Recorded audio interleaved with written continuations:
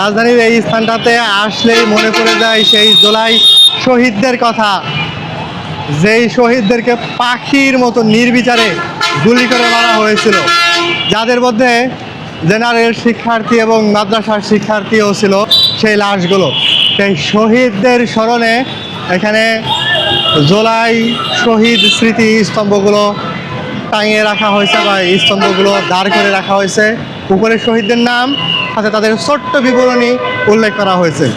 তবে জায়গাটা টোটালি অপরিচ্ছন্নতায় ঘেরা এবং অনেক জায়গায় দেখা যাচ্ছে যে মানুষ মূত্রত্যাগ করে পিলারকে ঘিরে।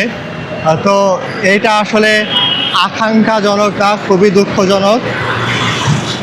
আর এই জায়গাটার পাশে খুবই দুর্গন্ধ।